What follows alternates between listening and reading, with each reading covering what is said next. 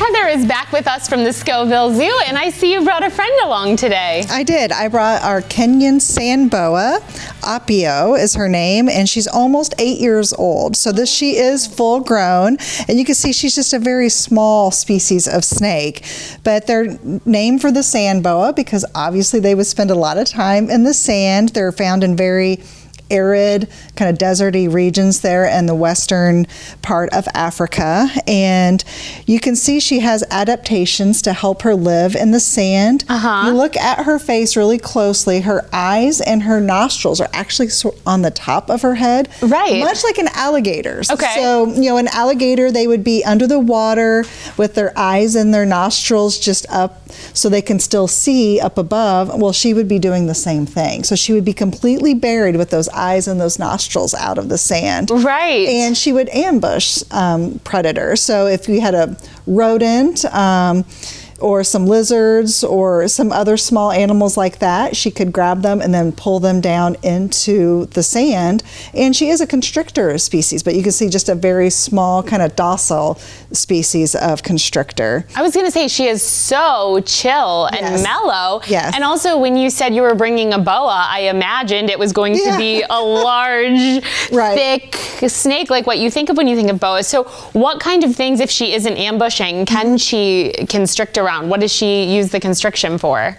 She would still, you know, smother or strangle their prey just like a normal constrictor would. I see. Obviously when they're pulling them under the sand, they're also smothering them that way as well. So, and she will eat things like naked mole rats that would live, you know, under the ground, and they would spend most of their time under the surface, you know, because it's going to be very hot and dry during that time, during the daytime. And so then at night is when she would come out. But if you look at her too, she kind of has a very flat kind of mouth to her. Right. And that would help her. I don't know if she'll burrow. Look at that. But they will. They'll find a place in the sand and they will burrow right underneath, usually right away. And so. Oh, I see. There's a tiny little bug walking across that she's trying to get. And look, she's burrowing her head in. Yeah. That is so cool. Now, do they lay eggs or what kind of reproduction? So they are ovoviviparous. Okay. So they will have live birth, but what they'll do is, it's not like a placental birth like mammals do, but they'll have membranous egg sacs that they keep and they're able to protect and keep warm in their body. So when they do hatch, it's a live birth. And I always relate it to whenever I hear that sharks. Yeah. Because certain species of sharks are egg layers, certain species give live births, and then certain are also oviviparous. Wow, look at that. What a cool snake. So I know that these sort of animal ambassadors are just to learn and things like that. But I know some people do choose to keep pets like this at home. Is this a snake that is recommended for keeping as pets? Yeah. I think they're fairly hardy. Obviously all snakes are escape artists and they're a very small species of snake, so you need to make sure you have an enclosure that's going to keep them in. And obviously you still have to have all the necessary habitat requirements, so heat lamp, UV, obviously plenty of sand and stuff that they can burrow. And you know, we want to keep stuff moist too, so when they're shedding that skin they can help shed.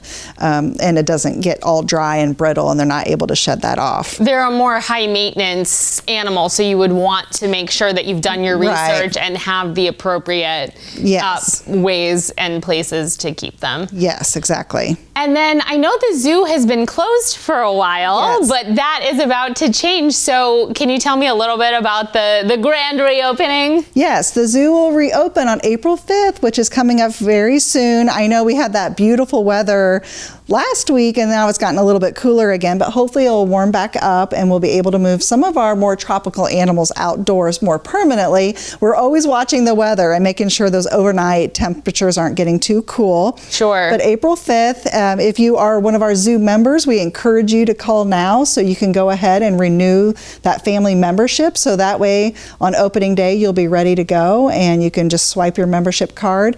And again, our family memberships, we have a reciprocal zoo list throughout the country that you may be able to get a discount at other zoos as well. Oh, really? So it's a benefit. So if you're a member there, you can potentially get discounts elsewhere. Yes, exactly. That's great. And then do you also have animals that are up for adoption or ways that people can support the zoo?